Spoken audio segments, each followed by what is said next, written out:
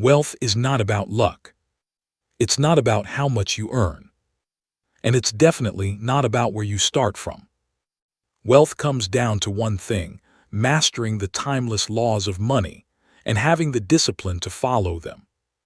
In the next few minutes, you'll discover 100+ life-changing lessons from The Richest Man in Babylon by George S. Clason. And if you truly apply them, your wealth will grow faster than your excuses ever could. The foreword: a nation's prosperity begins with you. Lesson 1. National prosperity is built on personal financial success.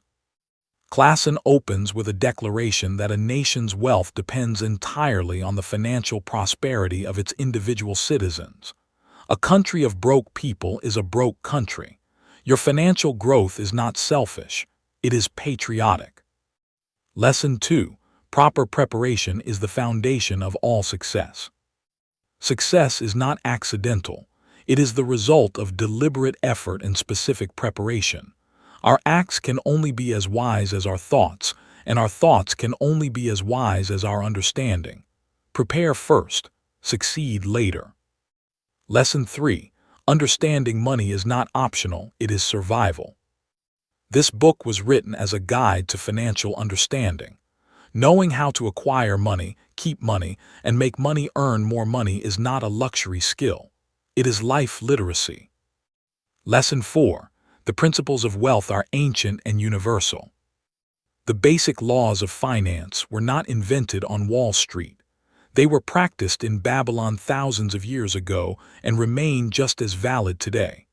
Wealth does not follow modern trends, it follows timeless laws. Lesson 5. The wealthiest cities are built by the wealthiest citizens. Babylon became the richest city in the ancient world because its citizens were the richest people of their time. They understood money. They practiced sound financial principles.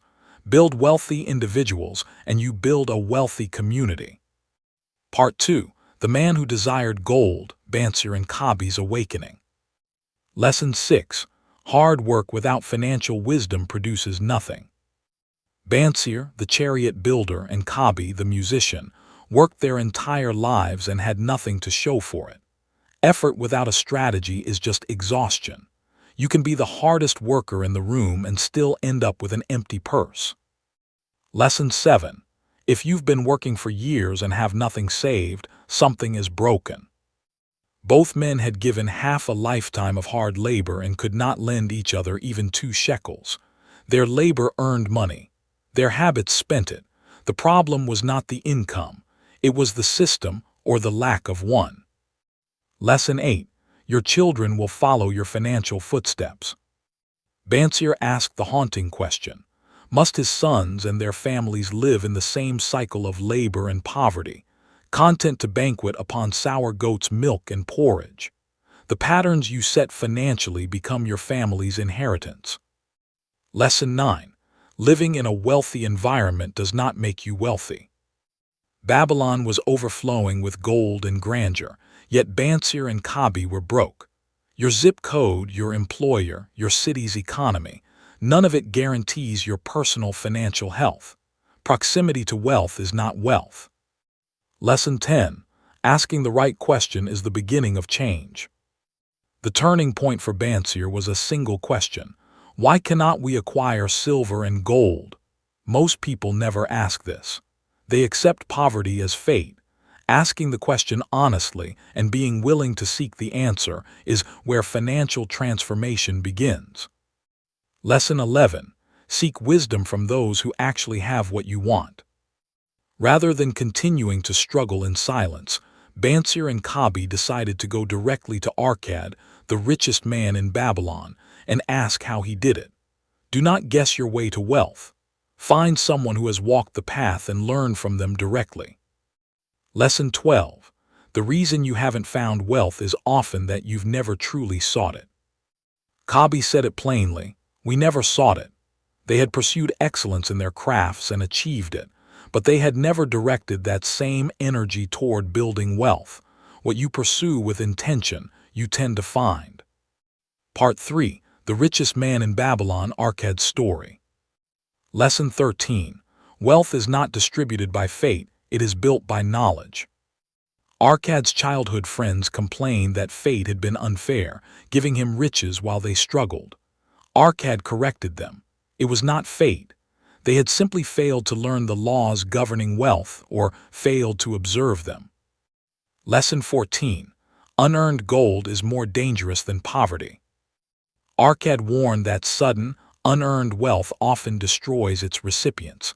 Some become reckless spenders. Others become miserly hoarders consumed by fear. Very few know what to do with money they didn't build through knowledge.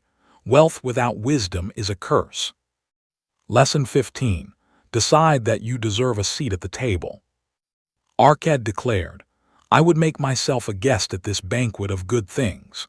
He chose not to stand at the sidelines watching others enjoy prosperity. The first step to wealth is the decision, bold, clear, and unashamed, that you deserve to be wealthy. Lesson 16. Time is equal for all men. What you do with it is not. Arkad told his friends, "All men have time in abundance. You each have let slip by sufficient time to have made yourselves wealthy. Time is the great equalizer. The question is whether it is passing through your fingers or building your fortune." Lesson 17. Learning has two dimensions, what you know and how to find what you don't know. Arkad's wise teacher taught him this truth early. Financial knowledge is not just about memorizing facts. It is about developing the habit of seeking wisdom, knowing where to look, whom to ask, and how to evaluate what you find. Lesson 18. Pay yourself first, always, without exception. Algamish the money lender gave Arkad the foundational secret. A part of all I earned was mine to keep. Not the leftovers, not what remained after expenses. The first portion, automatically, consistently, belongs to you. Lesson 19. Every gold piece you save is a slave working for you. Algamish explained that saved money is not idle. Every coin saved earns more coins. Those earnings earn still more. The wealth-building engine is compound growth. Your money's children and grandchildren working endlessly on your behalf. Lesson 20. Save no less than 1/10 of all you earn. Arkad applied Algamish's principle precisely. For every 10 coins earned, he kept 1. This 10% was the seed. It was not negotiable. It was not dependent on how much was earned. 1/10 always before anything else was paid. Lesson 21. Seek expert advice for your investments, not casual advice. Arkad's first mistake was entrusting his savings to a brickmaker who knew nothing about jewels. He lost everything. The lesson was permanent. Seek guidance from people who are expert in the specific area where you are investing. A friendly opinion is not expertise. Lesson 22. Reinvest your investment returns, do not consume them.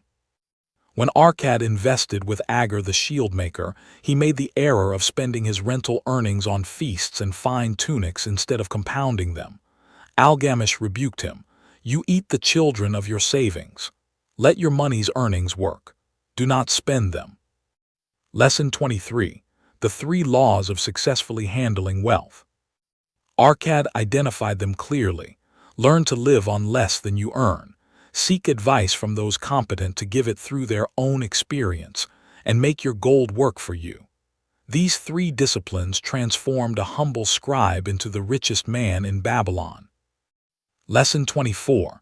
Opportunity rewards those who are prepared. Arkad said it precisely. Opportunity is a haughty goddess who wastes no time with those who are unprepared. The years of consistent saving that Arkad practiced prepared him for Algamish's offer. Preparation is the price of opportunity. Lesson 25. Willpower is simply the unflinching commitment to complete what you started. Arkad rejected the idea that willpower was about extraordinary strength.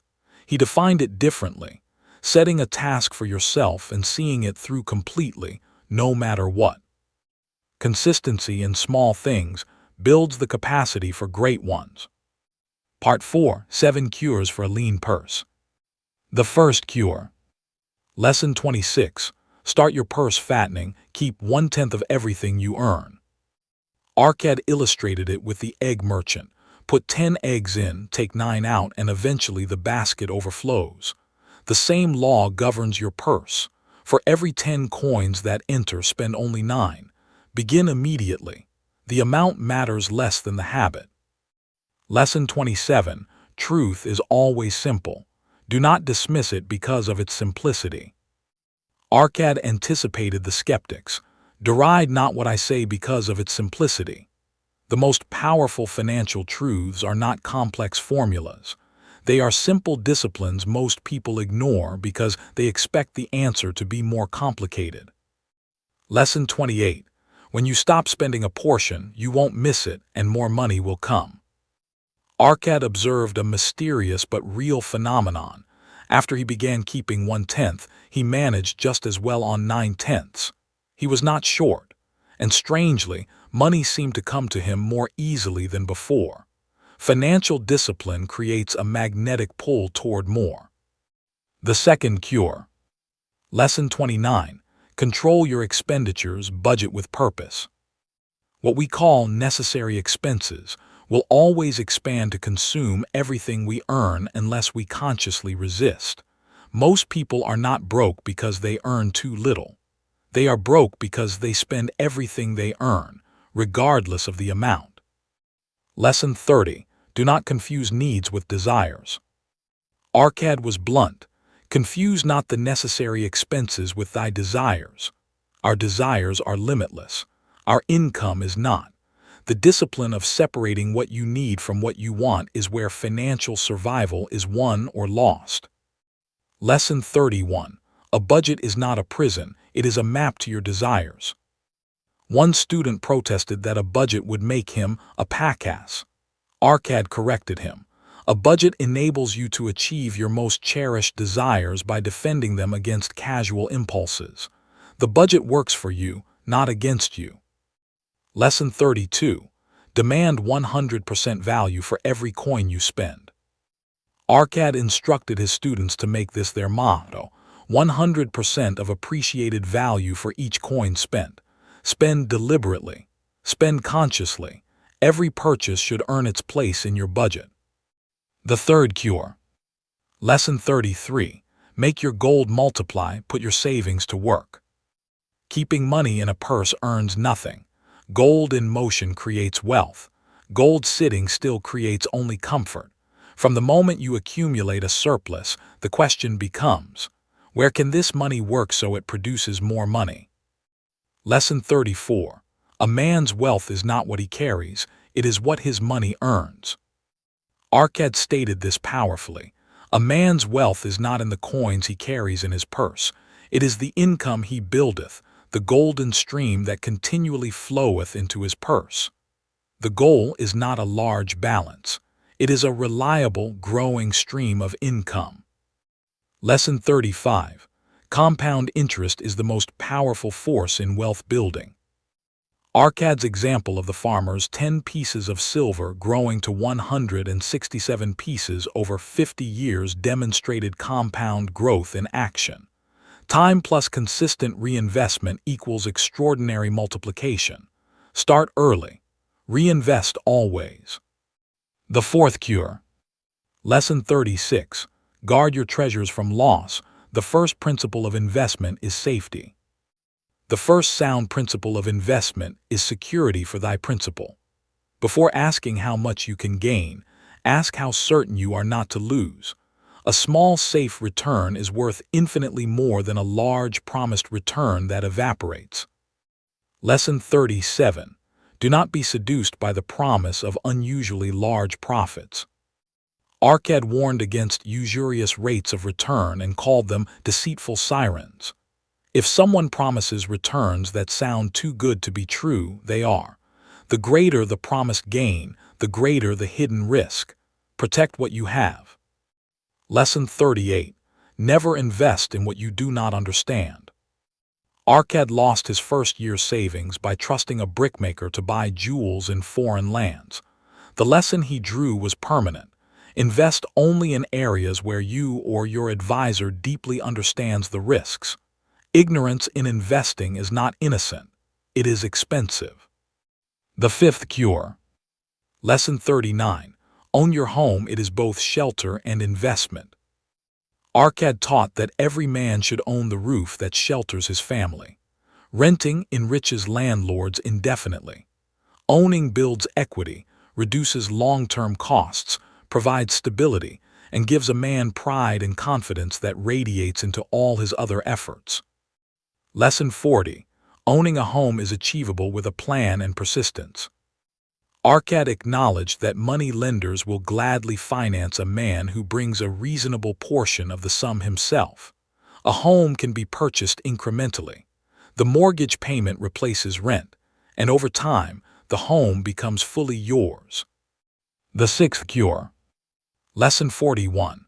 Plan for old age. Build income that outlives your working years. The sixth cure is among the most sobering. One day you will be unable to earn at the level you do today. Prepare for that day now. Regular, consistent investment in long-term instruments builds a treasury that will sustain you when your labor cannot. Lesson 42. Small, regular deposits compound into extraordinary sums. Arcad cited Anson the sandal maker. 2 pieces of silver each week for 8 years grew to 1,040 pieces. In 20 more years, it would reach 4,000. Consistency and time are the 2 irreplaceable ingredients of financial security. Lesson 43. Provide for your family even in your absence. Arcad foresaw what we now call life insurance.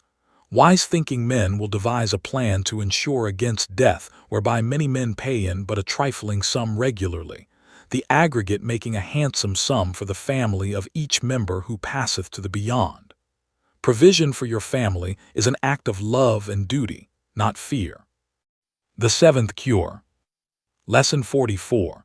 Increase your ability to earn, invest in yourself. The seventh cure is the most personal. Skill, knowledge, and expertise directly determine your earning capacity. The man who grows his craft grows his income. Study your field. Learn from the best. Pursue mastery with the same intensity you bring to saving. Lesson 45. Desires must be specific, not vague. General desires are but weak longings. Wanting to be rich is not a plan. Wanting 5 pieces of gold by the end of this month is a plan. Specific desires generate specific actions. Specific actions produce specific results. Lesson 46. Pay your debts promptly and honor your commitments. Arcad listed the obligations of a man of character. Pay debts promptly, care for your family, make a will, show compassion to those in need. These are not separate from wealth building. They are foundational to the self-respect that sustains all financial discipline. Lesson 47. The seventh cure is self-development. Cultivate your powers. To cultivate your powers, to study and become wiser, to become more skillful, to act in ways that merit your own respect. This is how a man permanently increases his capacity to earn. Every investment in your growth pays dividends for life. Part 5. Meet the goddess of good luck. Lesson 48. Good luck is not a random gift, it is the reward for action.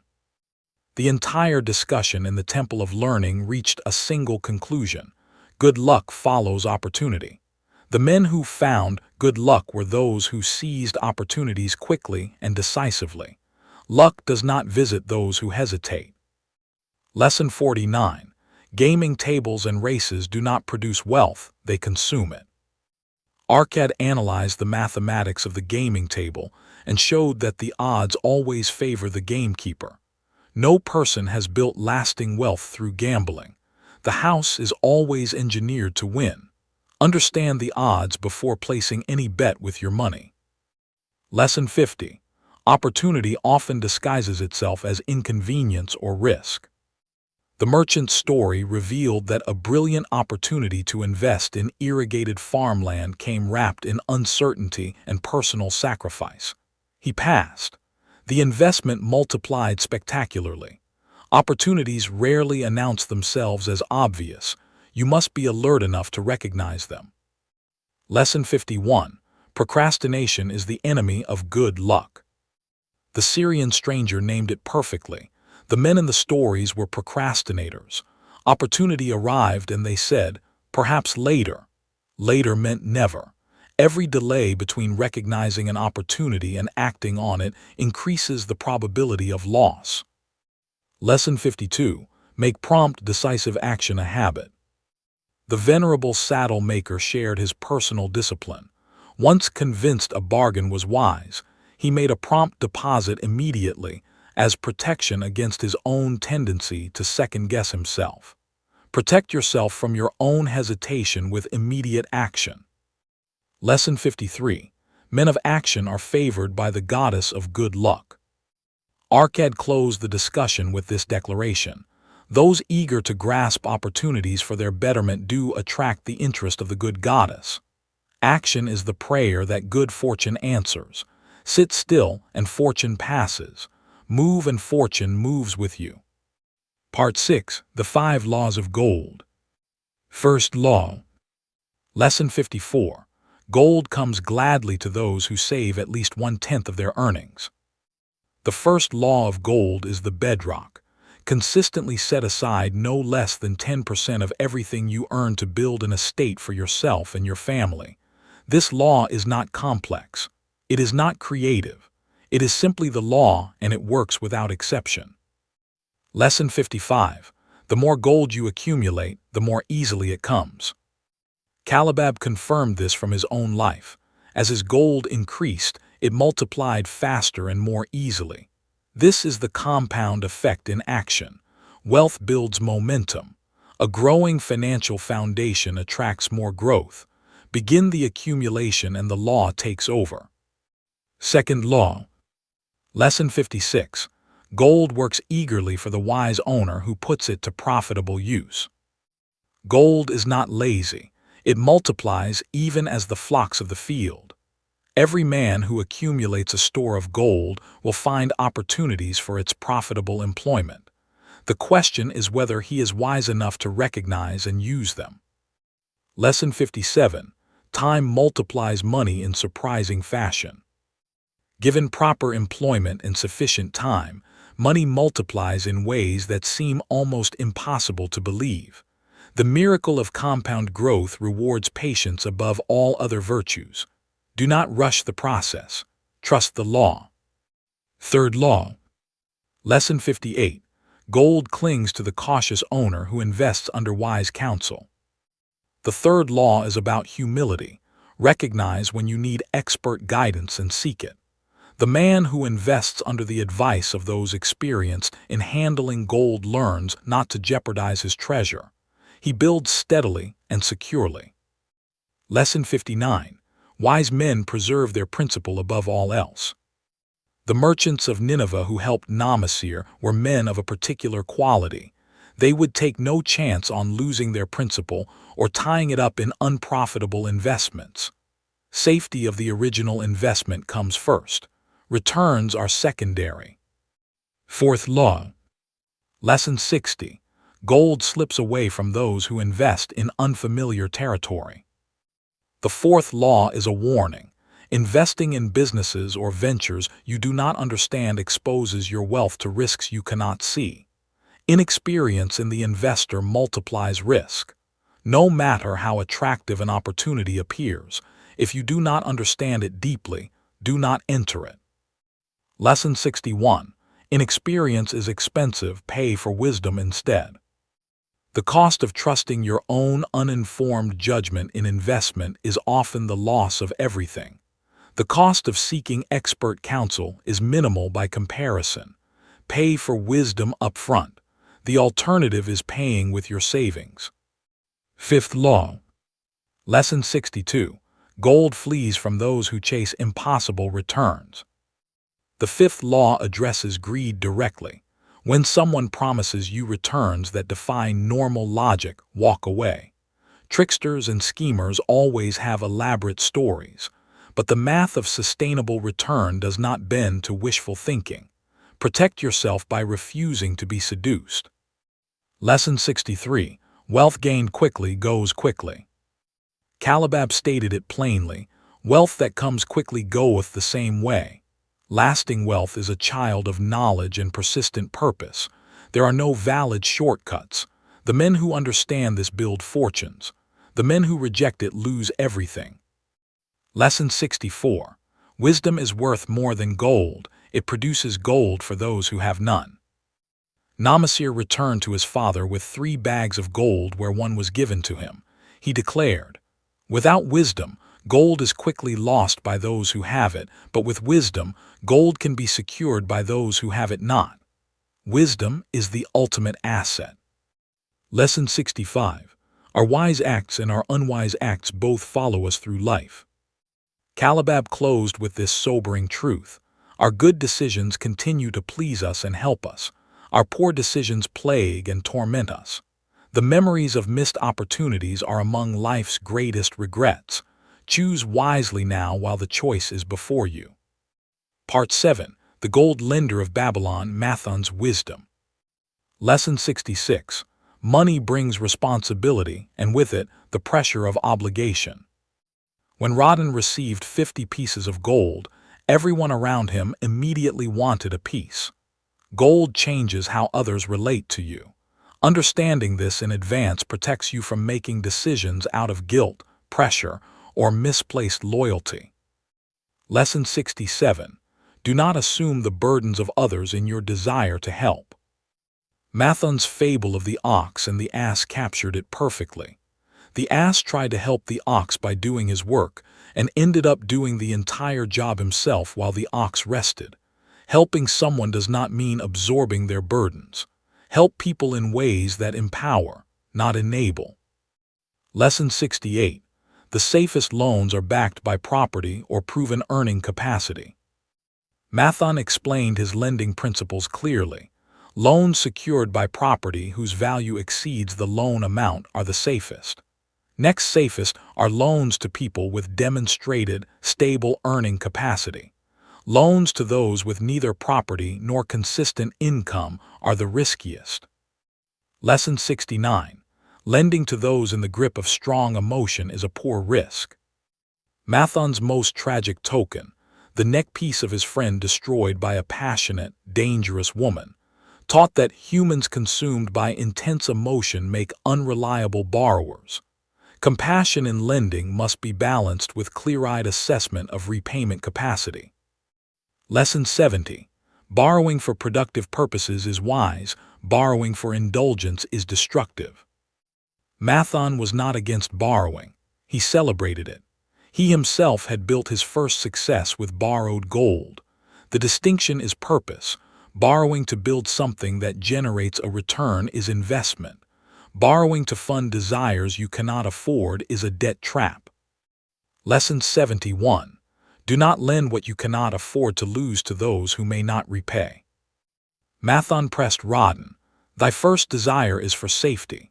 He then asked whether 50 pieces of gold, representing years of labor and denial, would truly be safe with a man inexperienced in guarding gold. Safety of principle must override all emotional arguments. Lesson 72. Associate with established, proven enterprises when investing. Mathon's final counsel to Rodin: seek to associate thyself with men and enterprises whose success is established, that thy treasure may earn liberally under their skillful use and be guarded safely by their wisdom and experience. Quality of association determines quality of return. Lesson 73. Better a little caution than a great regret. This is the inscription Mathon carved beneath the lid of his token chest, 4 words that summarize a lifetime of lending wisdom. Before every financial decision, pause. Ask yourself, am I being cautious enough? A moment of hesitation can save years of regret.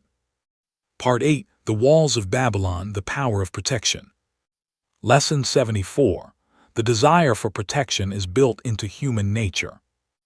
Babylon spent enormous resources building walls that had never been broken through, not because attacks were certain, but because protection against uncertain threats is wise. The desire to secure what you have worked to build is not fear, it is wisdom. Lesson 75. The walls that protect you must be built before you need them. When the Assyrian army appeared unexpectedly, the walls were already in place. You do not build financial protection after the crisis arrives. Insurance, emergency savings, diversified investments, these are your walls. Build them during times of peace. Lesson 76. Strong walls create courage in those who shelter behind them. Old Banzar told every frightened citizen the same thing. The walls of Babylon will protect you. His certainty calmed a terrified population. A man with a financial safety net faces the storms of life with entirely different confidence than one who is exposed on every side. Lesson 77. No city and no individual can afford to be without adequate protection. Clason's conclusion is direct. We cannot afford to be without adequate protection. Behind the impregnable walls of insurance, savings accounts, and dependable investments, we can guard ourselves against the unexpected tragedies that may enter any door. Build your walls, maintain them, never compromise them. Part 9. The Camel Trader of Babylon, Dabasir's Comeback. Lesson 78. Spending more than you earn sows whirlwinds of trouble.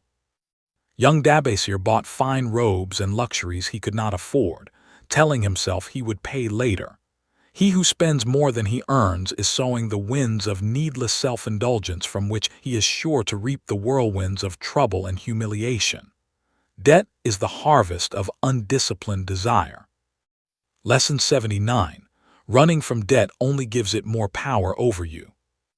Dabasir fled Babylon to escape his creditors. His debts followed him not as papers but as the character wound that left him vulnerable to worse decisions and eventually to slavery. Running is never the answer. The debt remains. Only you move. Lesson 80. Have I the soul of a slave or the soul of a free man? The question that changes everything. Sirah asked this question of Dabasir and it shattered him. He had been living with the mentality of a slave, reactive, helpless, escaping. The moment he claimed the soul of a free man, everything changed. Ask yourself this question, then live the answer. Lesson 81. Your debts are your enemies, face them like a warrior. Sirah reframed debt for Dabasir.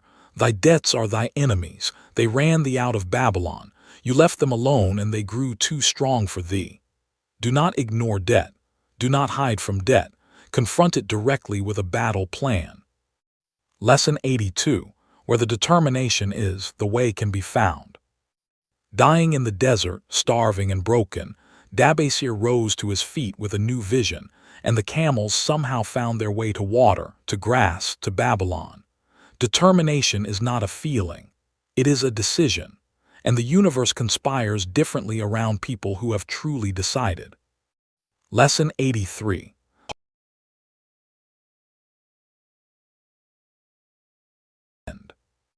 Dabasir realized, my debts were my enemies, but the men I owed were my friends, for they had trusted me and believed in me. Reframe your relationships with creditors. Serve them with the gratitude of someone who was trusted, and honor that trust by repaying. Part 10. The Clay Tablets of Babylon, Dabasir's three-column plan. Lesson 84. The 10-70-20 rule is a complete financial system. Dabasir's tablets carved the exact plan Mathon gave him. 10% saved for himself to keep, 70% for living expenses, and 20% paid to creditors. This is a complete financial operating system applicable to any income, any currency, any century. Lesson 85. A man who has coined to jingle has love for his family and loyalty to his king. Mathon's words captured a deep truth. The man with nothing in his purse is bitter to his family, to society. The man with even a small reserve feels differently about himself. Financial security is not just practical, it is emotional and relational. Lesson 86. Never use more than 7/10 of your income for living, not more. Dabasir's plan was explicit. 7/10 for living, full stop. No exceptions. This boundary is sacred. The success of the entire system depends on living strictly within this limit. Anything beyond it collapses the plan. Lesson 87. Face your creditors directly and offer them a realistic plan. Dabasir visited every person he owed and proposed honestly. He had no resources except his ability to earn, and he would apply 2/10 of everything he earned proportionally to all debts. Most creditors accepted immediately. Honesty disarms anger. Lesson 88. Partial payment consistently made rebuilds trust faster than silence. Even when Dabasir's earnings were low and the payment small, his creditors appreciated the consistency. Amr, who had reviled him, later praised his effort. Small but regular payments communicate seriousness and rebuild the credibility that debt had destroyed. Lesson 89. It is easier to pay honest debts than to avoid them. Dabasir said this after visiting his creditors. I am more determined than ever to carry through, being convinced that it is easier to pay one's just debts than to avoid them. Avoidance creates anxiety, shame, and worsening relationships. Payment creates peace and restored dignity. Lesson 90. The plan works even in difficult months. Discipline the process, not just the results. When Dabasir earned only 11 pieces in a lean month, he and his wife still honored the plan. We have bought no new raiment and eaten little but herbs. But they maintained the percentages. The power of a plan is its consistency, especially when circumstances are hard. Lesson 91. Financial discipline transforms your identity and commands respect. Old Alcahad, once Dabasir's harshest creditor, told him at the end, Thou wert once a piece of soft clay to be pressed and molded by any hand that touched thee, but now thou art a piece of bronze capable of holding an edge. Discipline builds character that others can see and trust. Lesson 92. The plan that rescued an ancient Babylonian still works 5,000 years later. Professor Shrewsbury and his wife applied Dabasir's exact plan in 1930s England, facing debts, humiliation, and desperation, and achieved complete financial freedom within 2 years. The principles are not products of their era. They are products of human nature, which does not change. Lesson 93. There is more pleasure in building a financial reserve than in spending it. Shrewsbury's letter contained this surprising discovery. There is more pleasure in running up such a surplus than there could be in spending it. Accumulation becomes its own reward. The account growing steadily produces a satisfaction that impulse spending never can. Part 11. The luckiest man in Babylon, Sharunada and work. Lesson 94. Work is not a burden reserved for the lesser class. It is the greatest privilege of the free. Haddon Gyula declared that work was made for slaves. Sharunada, who had literally been a slave, knew that work had been the very thing that freed him, elevated him, and built his fortune. Work is not punishment. It is the engine of all human dignity. Lesson 95. A willing worker in the right place changes everything. In the slave market, while others huddled in fear, Arkad's young counterpart Sharunada actively engaged every potential buyer, saying, I am young, strong, and like to work. His willingness distinguished him from everyone around him. Attitude before circumstance. Lesson 96. Work well done benefits the man who does it, regardless of who appreciates it. Megiddo gave Sharunada this wisdom. Work well done does good to the man who does it. It makes him a better man. You do not work hard for your master's benefit. You work hard for what it builds in you: skill, character, reputation, and the ability to earn. Lesson 97. Enthusiasm and enterprise attract opportunities and influential allies. Arid Gyula said to the young Sharunada, I like thy cakes, boy, but better still I like the fine enterprise with which thou offerest them. Such spirit can carry thee far on the road to success. The spirit you bring to your work is more visible than you know. Lesson 98. Freedom is not just a legal status, it is a state of the soul. Sira's words pierced Dabasir and Sharunada alike. If a man has in himself the soul of a slave, will he not become one no matter what his birth? If a man has within him the soul of a free man, will he not become respected and honored in his own city in spite of his misfortune? The internal condition precedes the external reality. Lesson 99. Cling no longer to what constrains you, act like a free man.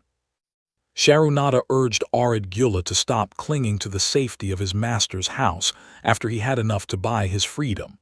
Get once again the feeling of being a free man. Act like a free man and succeed like one. You cannot move forward while gripping the past. Lesson 100. Those who shirk in the short term suffer devastatingly in the long run. Zabato the sheep thief chose to do as little as possible, mocking those who worked hard.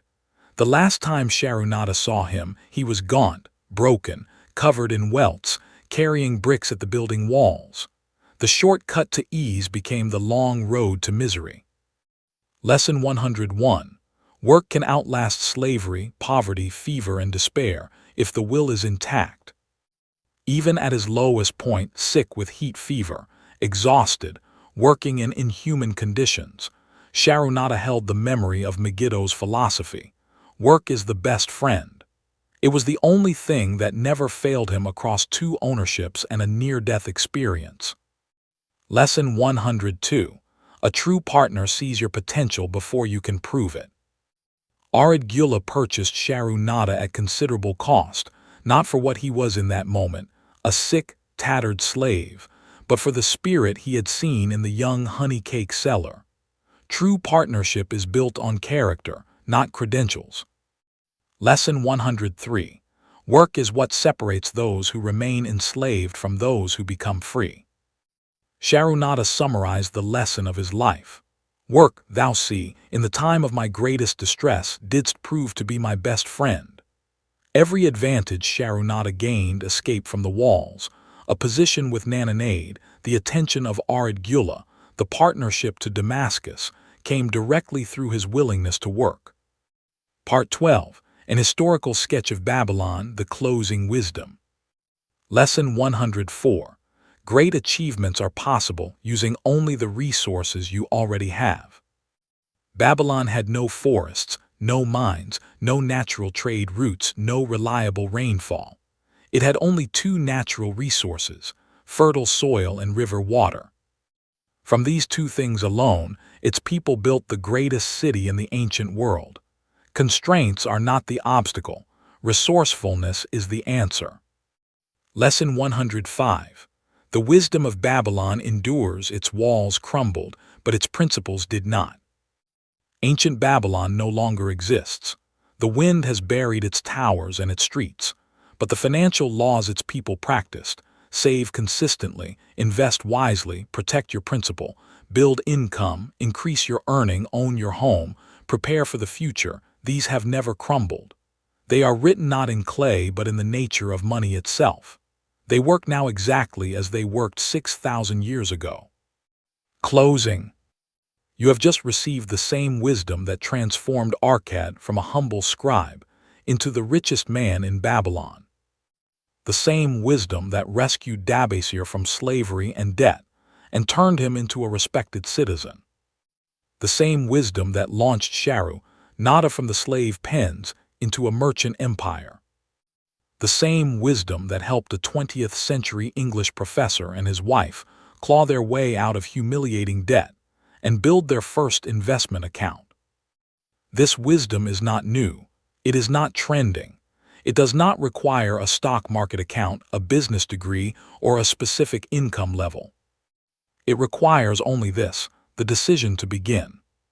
Save 1/10. Control your expenses, put your money to work, guard it from loss, own your home, plan for your future, grow your skills. These are not 7 suggestions. They are 7 laws, and laws do not care whether you believe in them. They operate regardless. The question is simply this. The same question Sira asked Dabasir in the Syrian desert, and that Sharunata carried across 2 continents. Do you have the soul of a free man, or the soul of a slave? If you have the soul of a free man, start today. Not tomorrow, today. Where the determination is, the way can be found. George S. Clason, The Richest Man in Babylon. If these 105 lessons moved you, challenged you, or gave you clarity, please like this post, share it with someone whose financial life it could change, and comment below. Which lesson hit you hardest? The richest people in the room are rarely the loudest, but they are always the most consistent. Be consistent, the rest follows. Don't forget to like, share, comment, and subscribe for more life lessons from great books. This is Summaries by Dannyel. See you in the next video.